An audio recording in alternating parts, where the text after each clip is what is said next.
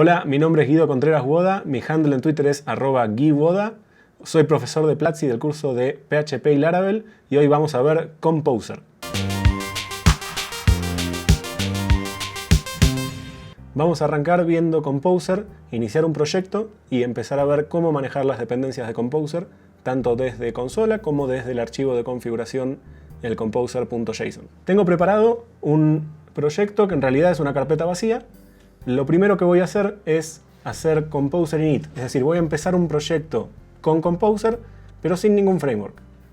Esto me va a llevar a un paso a paso, en donde voy a tener que ir eligiendo el nombre del proyecto, qué tipo de licencia tiene, etc. Vamos a ir viéndolo.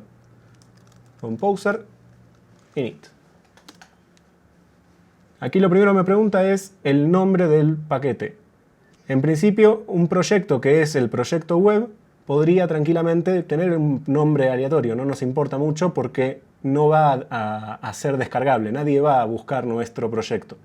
Cuando ustedes hagan una librería, la librería sí es importante el nombre que tenga. Les recomiendo siempre buscar un nombre de la organización, la empresa donde estén trabajando, barra el nombre del proyecto. Esto es una convención de Composer, siempre tienen que tener el nombre de ustedes o el nombre de su usuario de GitHub o el nombre de su empresa, barra el nombre del proyecto. En este caso, el default, por defecto que me ofrece Composer es guiwoda, que es mi usuario, barra ejemplo Composer. Si le doy Enter nada más, va a usar ese por defecto, si no le podría escribir el que yo quisiera. Luego me pide una pequeña descripción, que es un texto. Le voy a poner ejemplo de uso de Composer en Platzi. Me pide el autor, que por defecto detecta que soy yo. Me pide la estabilidad mínima, esto es si necesitamos paquetes que tienen una estabilidad como de desarrollo, es decir, que todavía no salió la versión estable, le podríamos decir descargar la versión de desarrollo. Si no, la estabilidad mínima por defecto es estable. Eso quiere decir que ese paquete va a tener al menos la versión 1.0 ya en modo estable.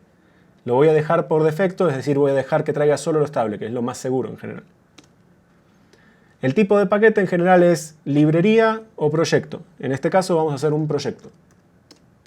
La licencia, para detalles de licencia, busquen lo que son las licencias open source. Si el proyecto no es open source, tienen que escribir proprietary en inglés, que es propietario. Como este proyecto va a ser open source, voy a poner la licencia más usada en open source, que es MIT. Y aquí entramos en una definición de dependencias interactiva. Aquí yo le puedo ir diciendo a Composer qué es lo que quiero, me lo va a configurar y voy a seguir configurando uno por uno qué son las librerías que yo quiero. Por ahora le voy a decir que no.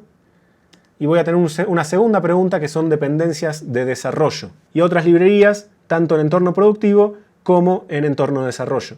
Por ejemplo, un framework de testing. El framework de testing generalmente se hace solo en desarrollo y en servidores de pruebas. Luego, cuando vamos a productivo, esa dependencia no la necesitamos. Le voy a decir que no también. Y aquí vemos lo que se va a generar en el archivo de configuración de Composer. Esto es un formato JSON y va a tener todo lo que le acabamos de ingresar. Vamos a ver ese JSON en un editor de texto. Fíjense que lo mismo que ingresamos, lo mismo que vimos recién en la terminal, está escrito en el composer.json. Composer.json es el archivo de configuración principal de Composer.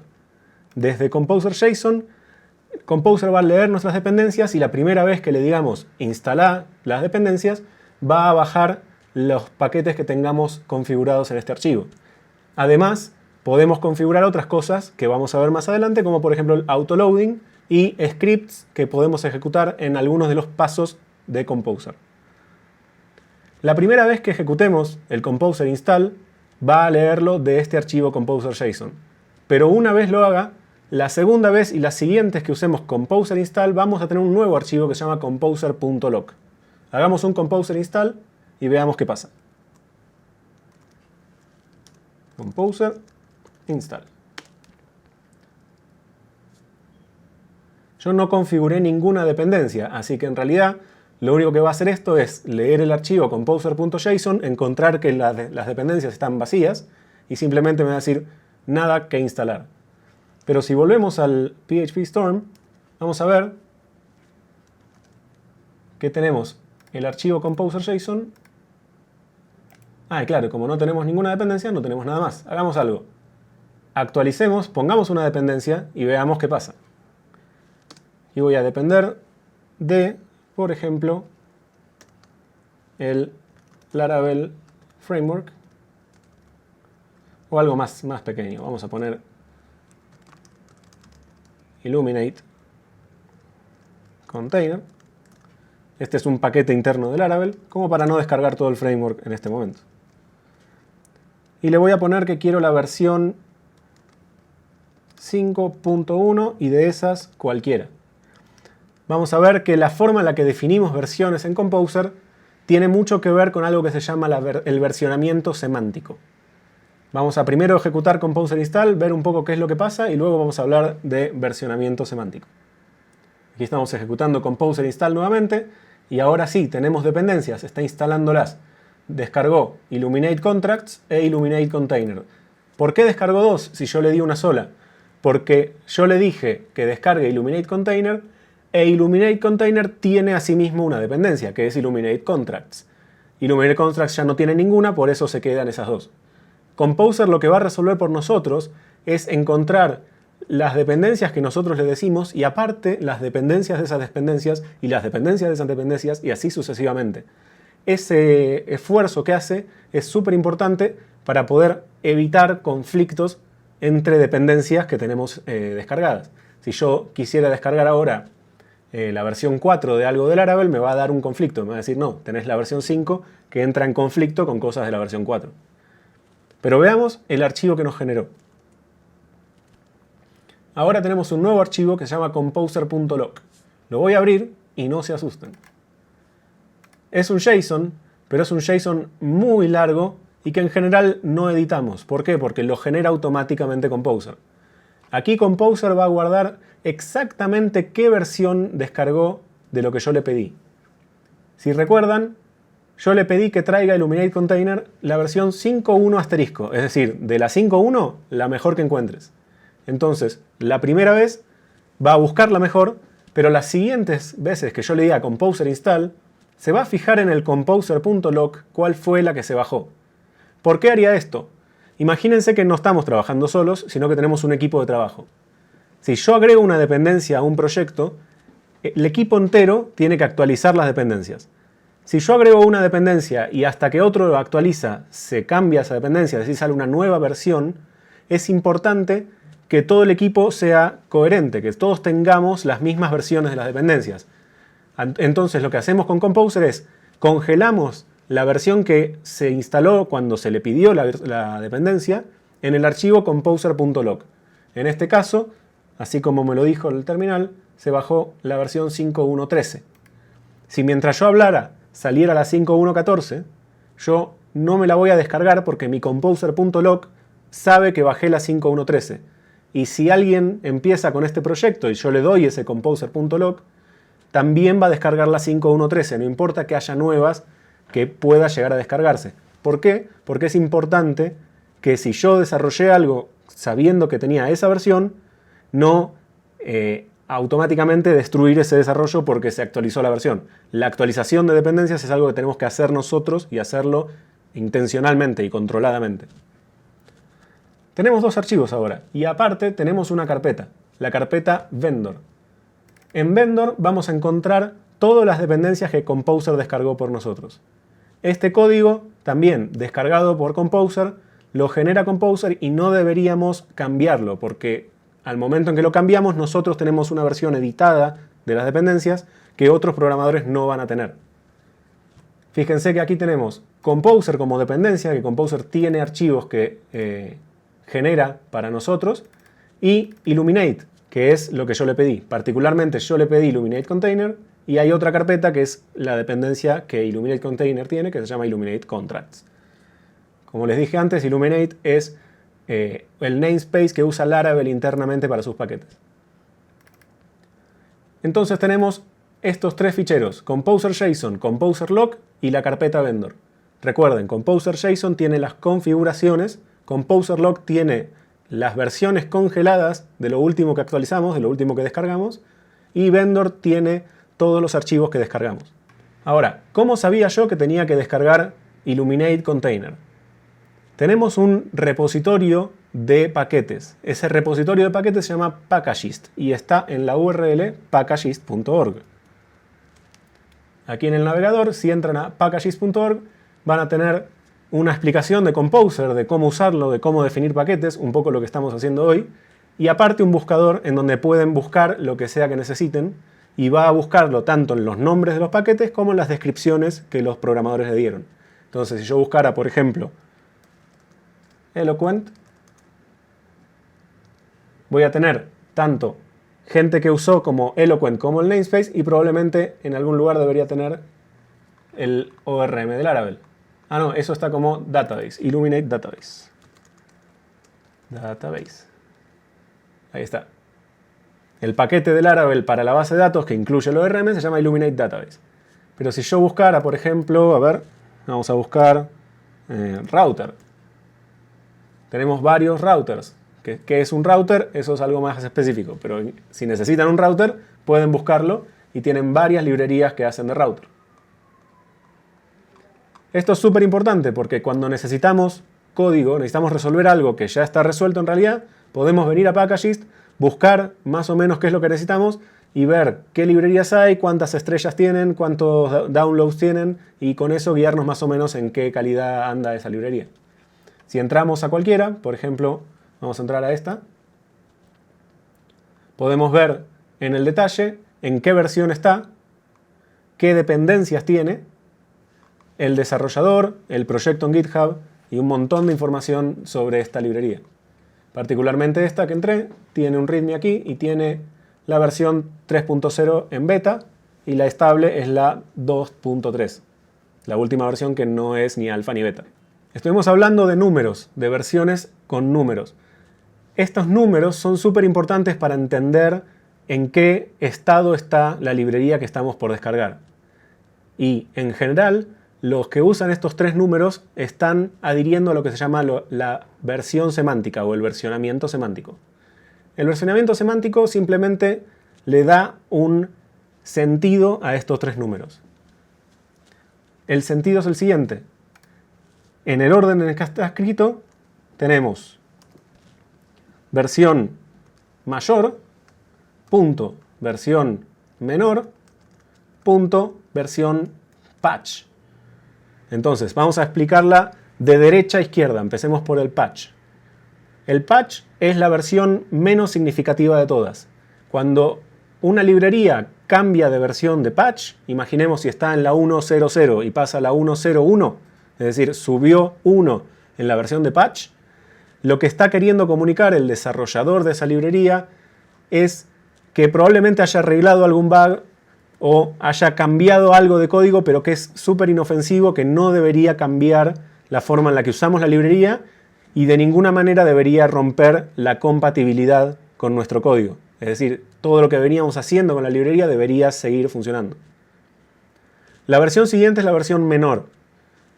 Por convención, lo que se usa en la versión menor es el aumentar de versión menor cuando tenemos nuevas funcionalidades que nos interesa darles a los desarrolladores que usan nuestra librería.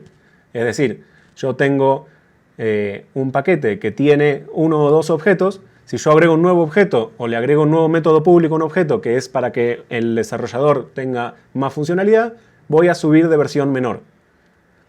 Puede también incluir arreglos en bugs, pero en general es normal que se suba de versión menor cuando hay nuevas funcionalidades interesantes. El agregar funcionalidades naturalmente no debería romper la compatibilidad con el código que ya teníamos escrito. Es responsabilidad del desarrollador de la librería, claro está, pero en principio aumentar de versión menor debería ser seguro y deberíamos poder aumentar de versión menor y todavía seguir teniendo la funcionalidad anterior en la librería. Algunas veces se da que la intención del desarrollador de esa librería es quitar esa funcionalidad, porque quizás hicieron una nueva implementación de algo mejor. Entonces, cuando aumentan de versión menor, marcan esa funcionalidad como deprecada. Pero eso no quiere decir que no ande, simplemente quiere decir que cuando cambien a versión mayor, esa funcionalidad ya no va a estar más. Cuando aumentamos de versión menor, siempre se resetea la versión patch a 0. Es decir, si vamos en la versión 2.4.7, 2.4.7, luego aumentamos patch 2.4.8. Si sale la 2.5, va a ser la 2.5.0. Nunca va a seguir el número patch. El número patch se resetea a 0. Y luego, por último, tenemos la versión mayor. La versión mayor es la más complicada por la compatibilidad. Lo que está diciendo el desarrollador de una librería cuando aumenta de versión mayor es: yo cambié cosas que puede que ya hagan que no ande tu código.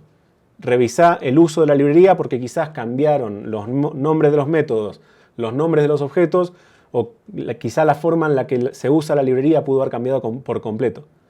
Entonces, es súper importante restringir los updates de dependencias a versiones patch y menores, porque si actualizamos automáticamente versiones mayores, podemos llegar a entrar en un conflicto o que nuestro código deje de andar. Para eso, Composer nos ofrece una sintaxis que nos permite definir ciertos rangos de versiones. Vamos a escribir un par de opciones. En este caso yo les mostré un asterisco. Ese asterisco implica que no me importa qué versión de patch, la mejor que tengas. Esa es la forma más simple de ser flexible, pero en este caso, por ejemplo, yo me estaría perdiendo de todos los updates de 5.2 en adelante. 5.1 es el mínimo y nunca me va a traer 5.2. De otra forma, si yo quisiera, pudiera decirle desde la 5.1.0 y le puedo decir operadores lógicos. Le puedo decir mayor o igual que 5.1.0 y eso sería todas las versiones desde la 5.1.0, incluido versiones mayores. La 6 también me la va a traer.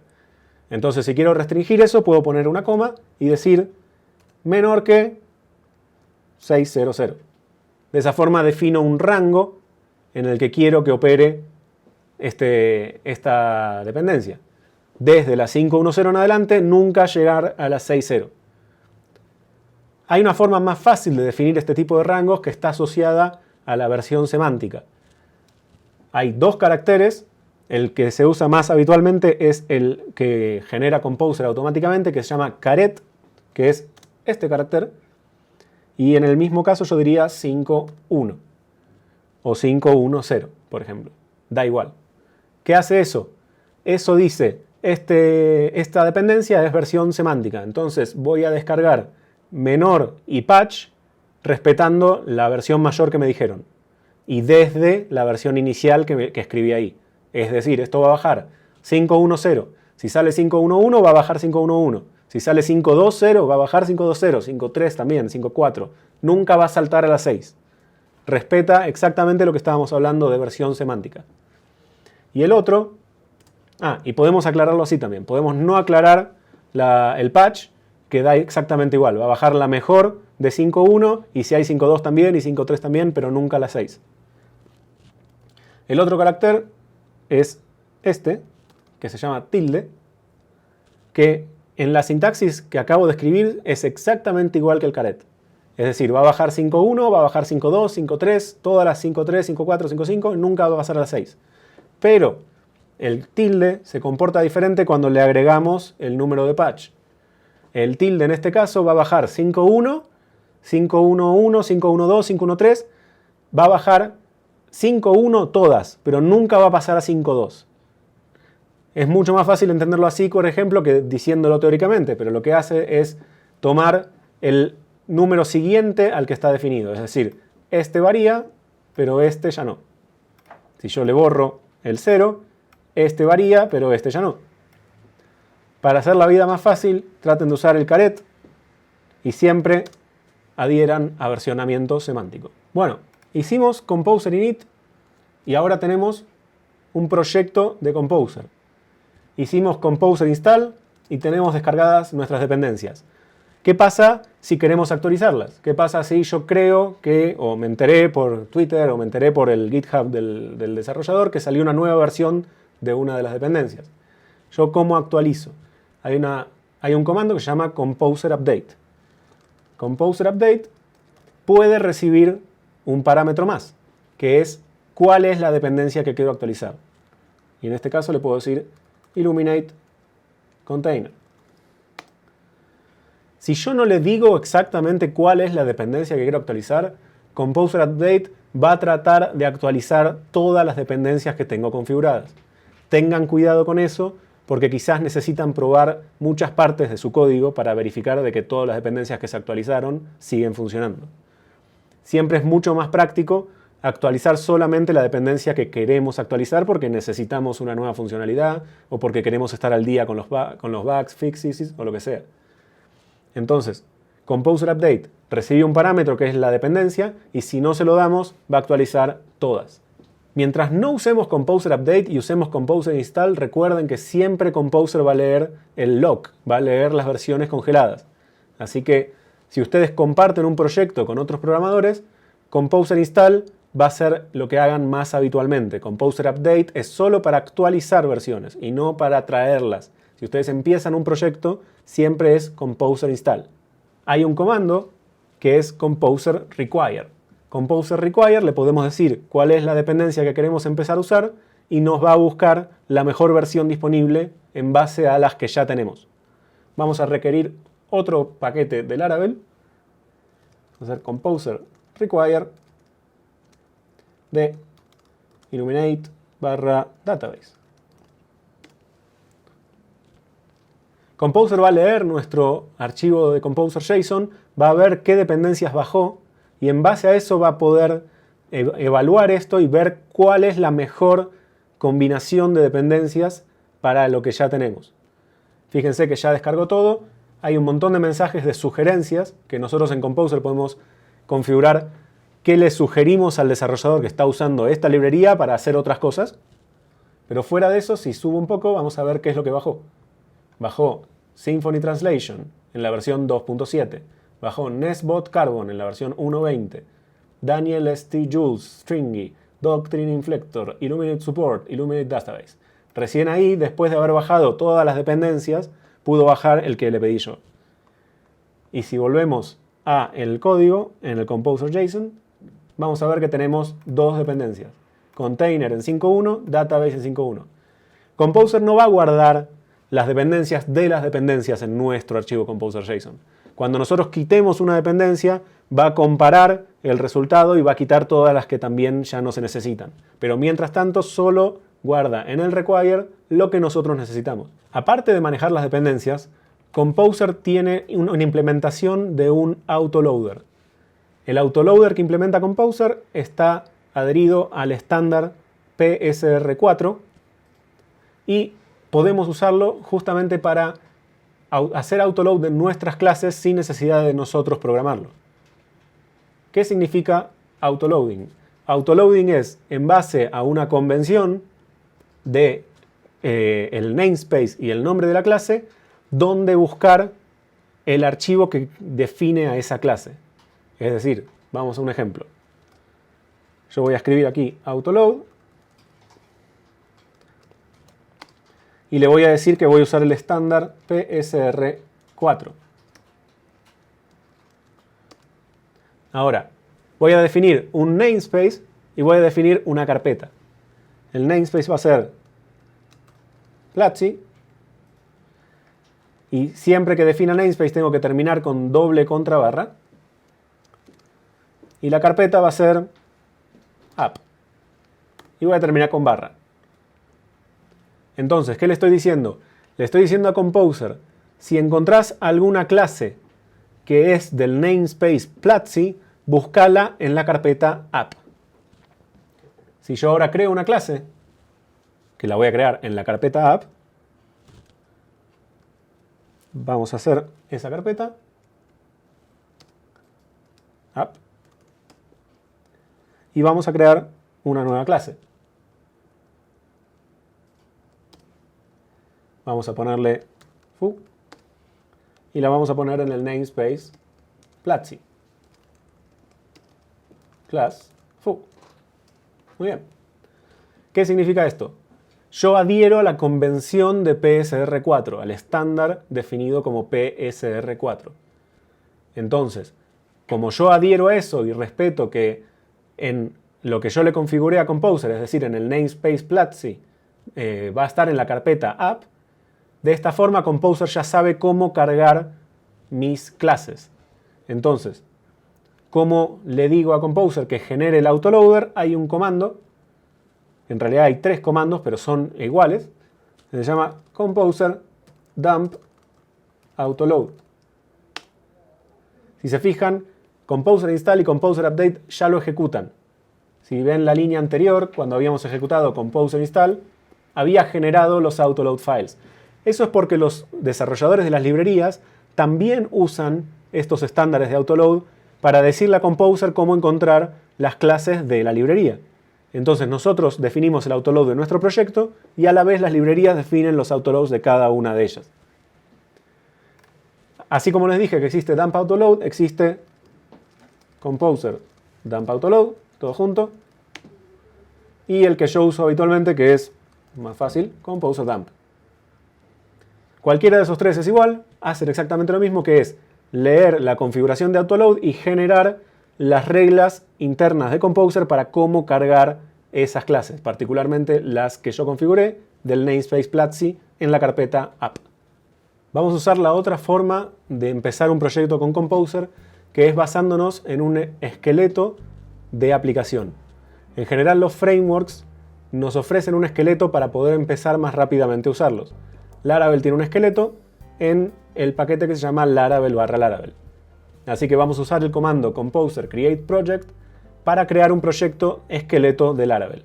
Volvemos a la consola y voy a escribir Composer create project Laravel/Laravel, que es el esqueleto, y luego le tengo que dar un nombre a ese proyecto.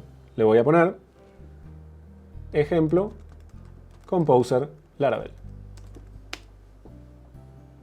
Ahora Composer va a bajar el esqueleto y luego va a instalar todas las dependencias que ya vienen preinstaladas en ese esqueleto.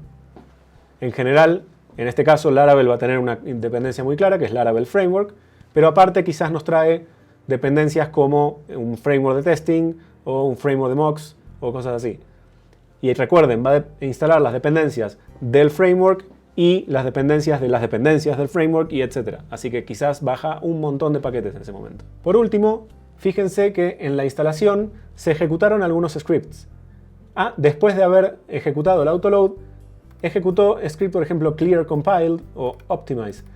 Esto lo podemos usar para configurar Composer para que ejecute ciertos scripts cada vez que pasan ciertas cosas, cada update o cada install o cada paso de Composer.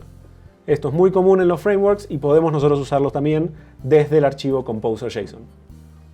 Eso es más o menos todo lo que vamos a ver en Composer. Recuerden, Composer install, Composer update en el día a día y Composer.json y Composer.log como los archivos principales que están involucrados en todo esto. Todo lo que acabamos de ver es parte del curso de PHP con Laravel de Platzi que pueden encontrar en platzi.com/php.